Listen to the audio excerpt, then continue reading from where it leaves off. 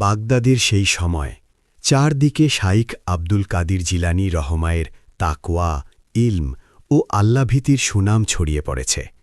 মানুষ দূর দূরান্ত থেকে তার নসিহত শুনতে আসে। তিনি ছিলেন এমন একজন আল্লাহওয়ালা যার অন্তর সর্বদা আল্লাহর সাথে সংযুক্ত থাকত।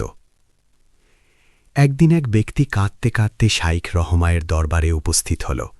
তার চোখ লাল, কণ্ঠ ভারী। সে বলল, হে শাইখ, আমার একমাত্র ছেলে আজ মারা গেছে। আমি অসহায়, আল্লাহর কাছে দোয়া করুন। শাইখ আব্দুল কাদির জিলানী রহমা তার দিকে তাকালেন। তিনি দেখলেন লোকটি শুধু সন্তানের জন্য কাঁদছে না, সে আল্লাহর দয়ার উপর পূর্ণ ভরসা রেখেই এসেছে। শাইখ রহমা বললেন, তুমি কি আল্লাহর কুদরতের উপর বিশ্বাস রাখো? লোকটি বলল, হ্যাঁ, আল্লাহ যা চান তাই করতে পারেন। তখন শাইখ রহমা উঠে দাঁড়ালেন এবং লোকটিকে সঙ্গে নিয়ে গেলেন সেই ঘরে যেখানে মৃত ছেলেটিকে শুয়ে রাখা হয়েছিল। ঘরে প্রবেশ করে তিনি কিছুক্ষণ নীরবে দাঁড়িয়ে রইলেন।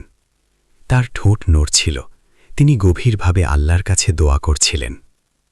এরপর তিনি বললেন, হে যুবক, আল্লাহর হুকুমে উঠে দাঁড়াও।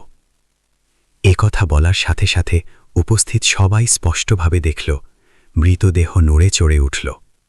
ছেলেটি উঠে বসল, তার চোখ খুলে গেল। ঘরে উপস্থিত লোকেরা স্তব্ধ হয়ে গেল। কেউ চিৎকার করে উঠল, কেউ কাঁদতে লাগল।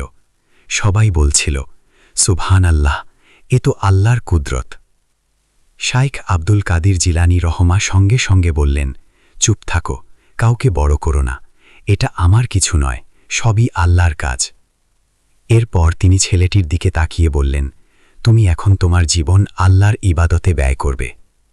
ছেলেটি মাথা নত করে বলল, হ্যাঁ, আমি আল্লাহর বান্দা হয়েই থাকব। এই ঘটনার পর শাইখ রহমা লোকদেরকে উপদেশ দিলেন। তিনি বললেন, যে আল্লাহকে সত্যভাবে চেনে সে জানে জীবন মৃত্যু সবই আল্লাহর হাতে।